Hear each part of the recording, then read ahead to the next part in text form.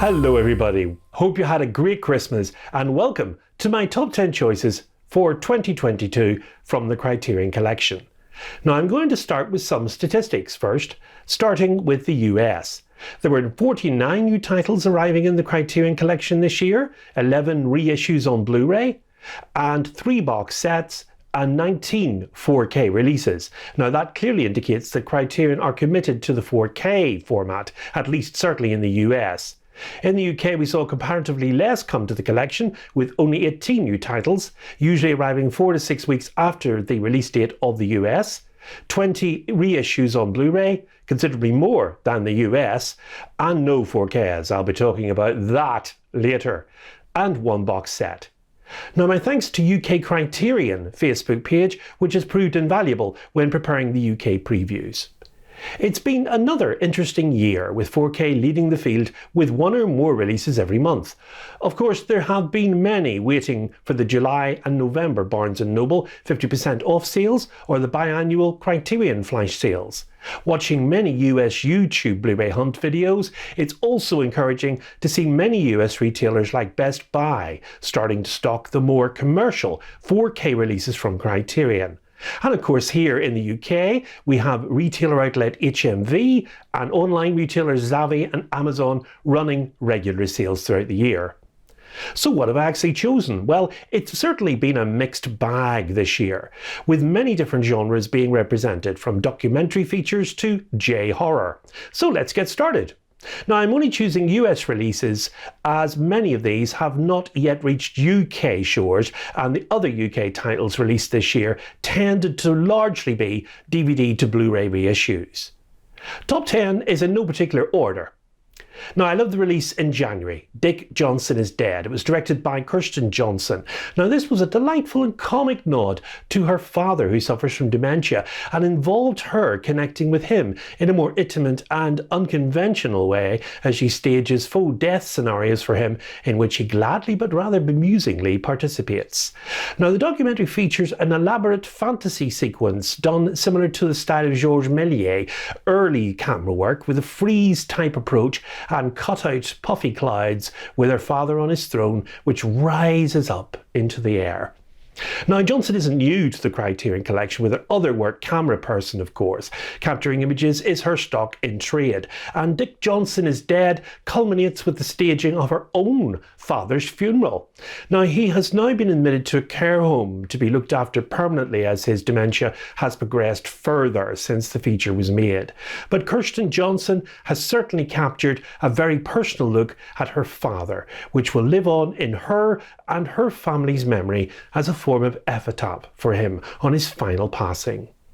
The film was launched on Netflix in 2020, but as always, Criterion brought it to Blu-ray this year with an attractive list of features, which you can now see on the screen. So my first choice, Dick Johnson is Dead, released actually in January as Spine 1111, and it's now available in both the US and the UK. Now in total contrast to that, number 2 in my top 10 is Boat People, directed by An Hui. The film's of Japanese and Cantonese origin and tells the story of the circumstances that drove hundreds of thousands of Vietnamese refugees to flee their homeland in the wake of the Vietnamese War. Told through images of haunting, unforgettable power.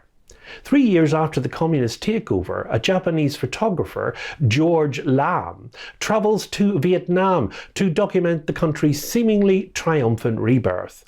When he befriends a teenage girl, Season Ma, and her destitute family, however, he begins to discover what the government doesn't want him to see, and that's the brutal, often shocking reality of life in a country where political repression and poverty have forced many to resort to desperate measures in order to survive.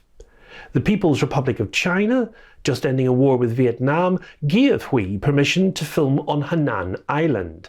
Boat People was the first Hong Kong movie filmed in communist China. Hui saved a role for Chow Yun-fat, but because at the time Hong Kong actors working in mainland China were banned from working in Taiwan, Chow Yun-fat declined the role out of fear of being blacklisted. 6 months before filming was set to start, and after the film crew were already on location in Henan, a cameraman suggested that we give that role to Andy Lau. Now, at the time, Andy Lau was still a newcomer in the Hong Kong film industry. We gave Lau the role and flew him directly to Henan before a proper audition or even seeing what he looked like on screen. Hui considers Boat People to be one of her favourite movies, and many critics consider it her masterpiece. And the film itself brought Hui to international attention and cemented her reputation as a Hong Kong new wave director. Now, as you can see, there's interesting supplemental material on the disc, and I was pretty much enamoured by the way Anne told the story with Boat People, and that's the main reason why I chose the film for my top 10. It's my number 2, and it's been available from earlier this year, and it's Spine 1113. Number 3, that goes to music. Now, there's a bit more music later on in my top 10, but this year we had 2 releases specifically focusing on bands. Now, earlier this month we had The Velvet Underground, directed by Todd Haynes, and earlier this year, of course, we had the 4K release of Martin Scorsese's superb The Last Waltz, recording the amazing final performance of the band. Scorsese found an exciting and unique way of committing the atmosphere and ambience of this farewell performance of the legendary group The Band at San Francisco's Winterland Ballroom on Thanksgiving 1976. And in doing so, Martin Scorsese conceived a new kind of music documentary. Now, he enlisted 7 camera operators led by the director of photography, Michael Chapman, and also including the renowned cinematographers Vilmos Zsigmond and Laszlo Kovacs, and production designer Boris Levin to design the strikingly theatrical sets. Scorsese created a grandly immersive experience that brings viewers on stage and inside the music itself. Now, that music, as performed by the band and a host of other generation-defining artists of the time, including Bob Dylan, Joni Mitchell, Van Morrison, the Staple Singers, Muddy Waters and Neil Young, lives on as an almost religious expression of the transcendent possibilities of rock and roll. Now, Criterion produced a 4K remaster, was personally supervised, of course, by Scorsese, and a surround soundtrack approved by musician Robbie Robertson from the band. And for any rock fan, this release is a must. Not only do you get a pristine master DTS Audio 5.1 surround mix, but you also get a stereo mix. Now, the film starts as it means to go on with a card. This should be played loud. That was very good advice, because that's exactly what I did. The idea for a farewell concert came about early in 1976 after Richard Manuel was seriously injured in a boating accident. Robbie Robertson then began giving thought to Leave the Road, envisioning the band as becoming a studio-only band, similar to the Beatles' decision to stop playing live shows in 1966. Now, he was also concerned about the negative effects of being on the road too long. He also wanted to record the concert initially on 16mm film. So he recruited Martin Scorsese to the project. Now, under Scorsese, the film grew into a full-scale studio production with 7 35mm cameras. Now, there are many music concert releases already in the Criterion Collection, but this is certainly one of the best.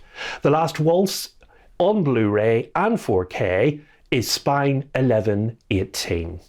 Now, number 4 in my top 10 is a film featuring music in it also. But of course, most films do feature music in their soundtrack scores. But this film, featuring a major Hollywood glamour star as well as a bevy of rock and roll favourites from the present day hit parade of that time, just can't be missed. Now, it's a blissfully bonkers jukebox musical, and it tells the story of a mobster's bombshell girlfriend and the one and only Jane Mansfield in a show-stopping first major film role, and the washed-up talent agent Tom Ewell, who seeks to revive his career by turning her into a musical sensation. But the big question above all is, can she actually sing? A cinemascope feast of eye-popping mid-century design, The Girl Can't Help It bops along to a parade of performances by rock and roll trailblazers, including Little Richard, Fats Domino, Julie London, Eddie Cochran, The Platters, and Gene Vincent, who light up the cinema screen with a uniquely American sound that was about to conquer the world. Now, the original music score, including the title song from the film and performed by Little Richard, was by Bobby Troop, with an additional credit to Ray Anthony for the tune Big Band Boogie. Tom Ewell had portrayed Marilyn Monroe's leading man in The 7-Year Itch, made the previous year. The picture was produced and directed by Frank Tashlin, with a screenplay adapted by Tashlin and Herbert Baker from an uncredited 1955 novel Do Re Mi, written by Garson Kanin. Filmed in deluxe colour, the production was originally intended as a vehicle for the American sex symbol of the time, Jane Mansfield, with a satirical subplot involving teenagers and rock and roll music. But the unintended result has been called the most potent celebration of rock music ever captured on film. Some accolade there. Elvis Presley's Jailhouse Rock is even rumoured to have been influenced, as the song, has featured in the film, bears a remarkable resemblance to the theme and performance of a song called Rock Around the Rock Pile from The Girl Can't Help It. And in that performance, Edmund O'Brien plays a character who seeks to escape an assassination attempt by jumping on stage and singing the lyrics Rock, Rock, Rock Around the Rock Pile, while he's backed up by the Ray Anthony Band wearing striped inmate uniforms. Does that sound familiar? Coincidence? Perhaps. It's a great feel-good movie of its time, and Jane Mansfield gives a smashing performance in it, as well as the cinematic technicolor flair of Frank Tashlin. It proudly occupies my 4th spot at its fine 11:20. Good grief, we're nearly halfway through, and at number 5, a release that would likely occupy most top 10s, it's got to be the definitive noir film of all time, Double Indemnity. It finally got its 4K release in May of this year, with an excellent scan from Film Camera Elements, making a worthy Criterion disc, absolutely packed with supplemental features. Now, when slick salesman Walter Neff, played by Fred McMurray, walks into the swank home of dissatisfied housewife Phyllis Dietrichson, played by Barbara Stanwyck, she intends to sell insurance, but he winds up becoming entangled with her in a far more sinister way. Featuring scene-stealing supporting work from Edward G. Robinson and the excellent work from the cinematographer John F. Zeitz, Double Indemnity is one of the most entertainingly perverse stories ever told, and the standard by which all noir has to be measured. Now, it's been on the cards to be released by Criterion, albeit in HD format on Blu-ray, for quite some years now, but the fact that they have now restored it in 4K UHD with Dolby Vision HDR grading is stupendous, and it definitely does show the difference. Many Criterion fans literally were salivating at the thought of getting this beauty into their player earlier this year. It has a screenplay, of course, by Billy Wilder and the great Raymond Chandler, who gave us The Big Sleep, and of course when that we see the quintessential film noir taking shape. Now, the screenplay was based on the James M. Cain 1943 novel of the same title, which appeared as an 8-part serial for the Liberty magazine back in February 1936. Now, Double Indemnity began making the rounds in Hollywood as a script shortly after it was published in Liberty magazine in 1936. Cain had made a name for himself the year before with The Postman Always Rings Twice. That's a story of murder and passion between a migrant worker and the unhappy wife of a cafe owner. Cain's agent sent copies of the novella to all the major studios, and within days, MGM, Warner, Paramount, 20th Century Fox and Columbia were competing to buy the rights for $25,000. Now, then a letter mysteriously went out from Joseph Breen at the Hayes office, and the studios all withdrew their bids at once. Criterion brings this superb film to 4K UHD Blu-ray with HDR Dolby Vision. And Double Indemnity is a great addition to your Criterion collection, either as a noir classic or just an ordinary Blu-ray. It's Spine 1126.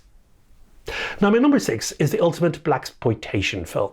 It has an Oscar-winning score composed by Isaac Hayes, and of course it's Shaft, directed by Gordon Parks. Now this film was a 70s groundbreaker with its casting of Richard Roundtree as tough, no-nonsense PI John Shaft. With a great supporting cast, this film introduces a black leading actor and changed the face of cinema for years to come. Now, the film has themes of black power movement, race, masculinity and sexuality. It was filmed in Harlem, Greenwich Village and Times Square within the Manhattan borough of New York City. The Shaft soundtrack album, recorded by Isaac Hayes, was also a big success. Now, it can't be underestimated that Shaft played a crucial part in the development of African American advancement of film in Hollywood. In the creation of Shaft, there was a significant African American presence, with director Gordon Parks, editor Hugh A. Robertson, and musical composer Isaac Hayes playing crucial roles in the development. On the other hand, white men also control the other important aspects of Shaft's production. The scenarist and writer Ernest Tiedemann, writer John D.F. Black, producer Joel Freeman, and executive producers Sterling Sullivan and Roger Lewis. They all heavily influenced the making of the film. Now, the film was one of only 3 profitable movies that year for MGM, grossing what Time magazine called an astonishing $13 million on a budget of only $500,000. Now, the film had a mild reception at the awards ceremonies at the time, with the outstanding score only being singled out for accolades, rather than the central performance by Richard Roundtree. Isaac Hayes won Best Original Song and Original Score at the Oscars, the first black man to win that award, and Best Score at the British BAFTAs. And on the pop side, he won a Grammy Award for the soundtrack album. Now, it has to be said, Criterion have definitely knocked this one out of the park with its stunning cover art and inclusion of a wealth of special features, as well as the sequel film, Shaft's Big Score. This makes a great evening's entertainment, especially if you watch them back to back. There was a third film called Shaft in Africa, but of course that didn't do as well. Now, Shaft is one of my personal favourites in my top 10, and although I'm not ranking these films in any order, as I feel it's impossible to even attempt that, as the films are just so diverse, I regularly rewatch this landmark piece of 70s cinema. And Shaft is available here in the UK on Blu-ray and in the US on 4K UHD, and it came to the collection earlier this year as Spine 1130. Now, to be honest, compiling a top 10 has been quite difficult for me, as I have taken out titles only to put them back in again, and in my final ranking of what should be included. Now, I'd love to know what your 10 favourites were from this year's Criterion releases, so please spend time and put your thoughts in the comments below, and also the reasons for your choices. So on we go to number 7, and it's the second Scorsese film to feature in the top 10. Now, it's not that I'm a massive Scorsese fan per se, it's just that this film, for me, is his very best.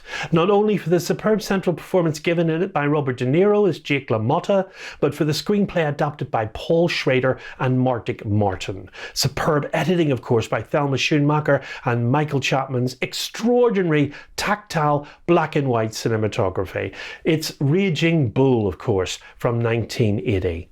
Now, many collectors have also been waiting for this title to arrive in the collection, and it certainly did so earlier this year in style. Filmed totally in black and white, it contains the most visceral boxing fight sequences ever put to celluloid, and indeed its visual style has been copied by so many other cinema makers in the years following its release. It's the feeling of being in the actual ring along with this iconic boxer that makes it so impressive to watch, and the sheer volatile nature of the storytelling. Now, the film was distributed by United Artists and it stars Robert De Niro as Jake LaMotta, an Italian-American middleweight boxer whose self-destructive and obsessive rage, jealousy and animalistic appetite destroyed his relationship with his wife and his family. Also featured in the film are Joe Pesci as Joey, LaMotta's well-intentioned brother, and his manager, who tries to help Jake battle his inner demons, and Kathy Moriarty as his wife Vicky. Nicholas Colasanto, Teresa Saldana, and Frank Vincent all play supporting roles in the feature. One of Scorsese's trademarks was casting many actors and actresses new to the profession. De Niro was already committed to play Jake LaMotta, of course, and he began to help Scorsese track down unfamiliar names to play his on-screen brother Joey and his wife Vicky. Now, the role of Joey LaMotta was the first to be cast. Now, De Niro was watching a low-budget television film called The Death Collector when he saw the part of a young career criminal in the film being played by an actor called Joe Pesci. Now, he was then unknown and struggling, and he was an ideal candidate. Now, the role of Vicky, respelled as Vicky, I.E. in the final film, Jake's second wife, had interest across the board, but it was Pesci who recommended Kathy Moriarty from a picture he once saw at a New Jersey disco.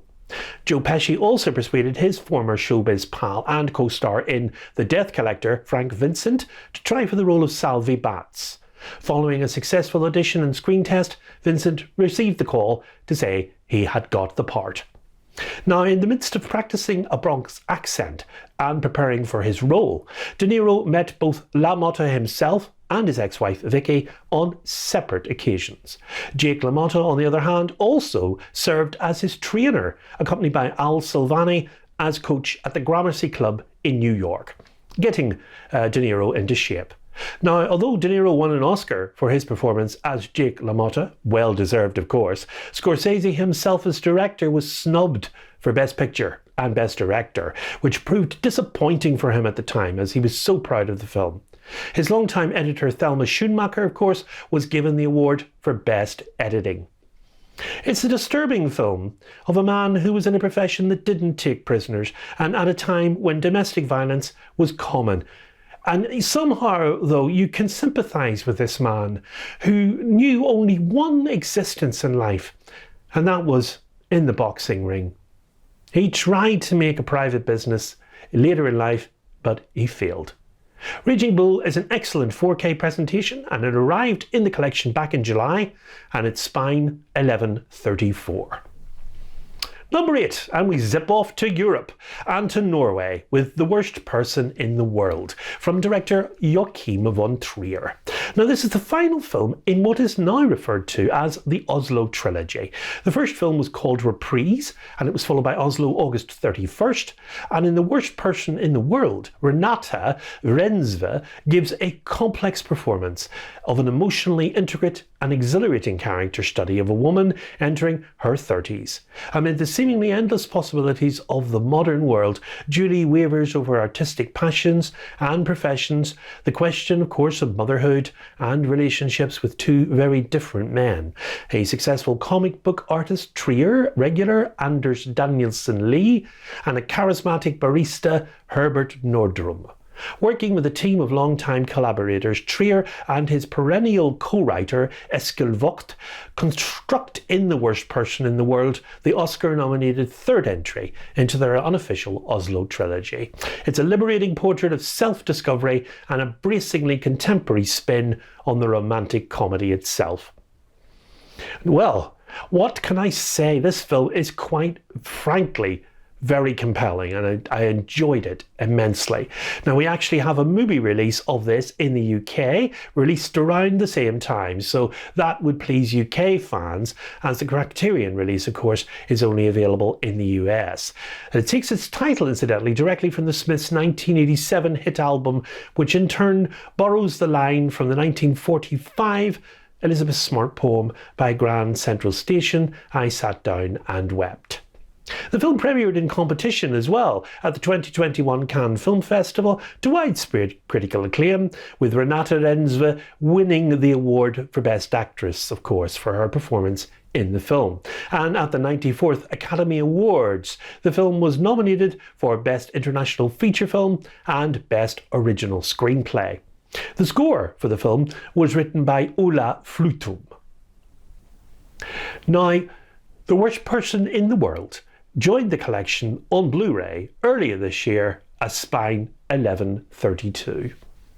As I mentioned earlier, there were very close contenders for my top 10, not least, and let me mention a few names: Miracle in Milan by Vittorio De Sica, Chan is Missing by Wien Wang, Mississippi Masala, directed by Maya Nair, one of 3 releases this year incidentally starring Denzel Washington, Drive My Car by Ryusuke Hamaguchi, Takeout from Sean Baker and Shi Ching-soo, Hotel du Nord by Marcel Carnet, Exotica from Anton Iguan, David Lynch's Lost Highway, Malcolm X, directed by Spike Lee, Wall-E from Andrew Stanton, and just recently, Todd Haynes' The Velvet Underground.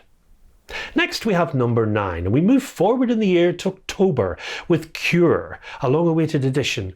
Now it comes from the J-horror genre in Japan. It's directed by Kiyoshi Kurosawa, and it's his arresting international breakthrough film, which established him as one of the leaders of an emerging new wave of Japanese horror, while it pushed the genre into uncharted realms of philosophical and existential exploration.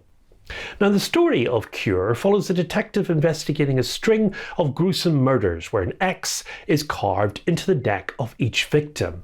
And the murderer is found near the victim of each case and remembers nothing of the crime. Now, the film was part of the new wave of Japanese cinema, Japanese horror, with other releases, of course, like Hideo Nataka's Ring and Takashi Kashishimu's Yuon the Grudge. Now, the film was released to strong critical acclaim in Japan, and of course internationally, critics praised Kurosawa's direction as well as the visuals and atmosphere of the feature. In 2012, South Korean film director Bong Joon-ho listed the film as one of the greatest films of all time, citing it as having had a strong impact on his personal career. Cure was released in 1997. And it was later screened at the Toronto International Film Festival in 1999, 2 years later, as part of a career retrospective on Kurosawa. It received a wider release in the West in 2001, and the film was released on home video for the first time in the UK as part of the Masters of Cinema series, and that was on April the 23rd, 2018. So the film has received a debut Blu-ray release at least, but its prestige rose even further with its arrival in the Criterion Collection this year. Now, J-horror is in a league of its own, with Dark Water, Yuon, The Grudge, as I mentioned, and Ring, and this film is right up there with the best of them. Cure joined the collection in October, as I said, and it's Spine 1155. And finally we reach number 10, and it goes to a very recent release which I didn't expect to choose, containing 3 films, and it's the Michael Haneke trilogy. With Funny Games, The Piano Teacher and Code Unknown already in the Criterion Collection, now we have brought 3 early features to Criterion this December, and it starts with The Seventh Continent. Now, if you expect a conventional watch, just think again. It starts off fairly humdrum with a family having breakfast and going about their day. But as always, Haneke disguises apparent normality with a trouble that's bubbling underneath, and it later erupts in the family deciding to destroy all their worldly possessions. And there is really something really unsettling about watching the blatant destruction of cherished objects with such deliberacy. Now, I found the young daughter screaming at one particular occurrence really unsettling. The denouement is equally disturbing. It's all filmed with an emotional detachment you'd expect from Haneke, like you're watching but you're not participating and you're not complicit in the actions that are being taken.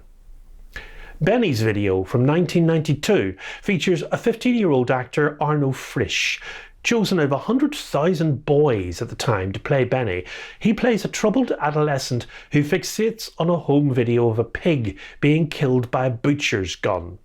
He extends this fixation to a random girl he encounters outside a video rental store, and he's surprisingly unemotional at what transpires as a result of this meeting. The inevitable ensues, and the film takes a different turn entirely, as his mother takes him away to Luxor in Egypt. So rather than be punished for the act he's committed, he's rewarded, and in turn gets the attention he has sought after for a long time from his often absent parents. Arnold Frisch is exceptional in this role, and we see Haneke's unique style of alienation even stronger in this feature. And finally, 71 Fragments of a Chronology of Chance. Now, this third film in the trilogy shows many lives with numerous stories intersecting and culminating in an ending centred in a bank, featuring one specific character who, although we see them earlier in the film, have no idea, as usual with Haneke, that the story, with total inevitability, is about to play out in the particular way it is, bringing this character to the fore. Now, I usually try not to give out major plot spoilers, as some watching may not have seen some of these films. Hopefully, I won't have given too much away in my description of these movies. Now, all three films were certainly an experience. I can't admit enjoying them, but my viewing experience here helped me to reinforce my thoughts on Haneke as a director, his unique visual style, his choice to alienate his audience, and of course framing, and even his earliest work with climactic events often depicted off camera. So much more effective, especially in the case of Benny's video. So this trilogy is a last minute vote for me, and I only finished watching them yesterday, and it goes in my number 10, so there you go, it's Spine 1163. My top 10 favourite releases from Criterion this year. I think for me, the Criterion Collection is one of the most diverse, curated boutique Blu-ray collections out there, and they certainly proved it for me this year with the arrival of Disney Pixar's Wall-E. You really can't get more diverse than that. I'll continue to support it in both the US and UK, with releases going into 2023. Now, a word about the UK collection. Two slight disappointments for me there this year. There seems to be a decline of new release titles coming out in the UK collection, and more reissues of existing US titles. There's no chance of 4K releases on the horizon either, and I'm sure that would be welcomed by collectors here in the UK. Speaking of which, as I reach the end of my second year for this channel, previewing all the UK and US releases, I thank all my subscribers and invite you all to comment on the video that you're seeing now. Let me know what you would choose as your top 10 for this year. Next month in the UK, we only have 2 releases coming out, echoing what I have just said, and that's really not good enough. They're John Hughes' seminal The Breakfast Club and Terry Gilliam's The Adventures of Baron Munchausen. Of course, it's on Blu-ray here in the UK only, and in the US, it's in 4K. There's 5 planned new releases, the 4K of Baron Munchausen being one of them, as well as John M. Stahl's Imitation of Life, the Europe trilogy from Lars von Trier, the 2019 film This Is Not a Burial, It's a Resurrection from director Lemoang Jeremiah Moses, and our final January title to join the collection is Bergman Island, directed by Maya Hansen-Louv, and that incidentally received a Mubi Blu-ray release in the UK earlier this year, similar to The Worst Person in the World and Drive My Car.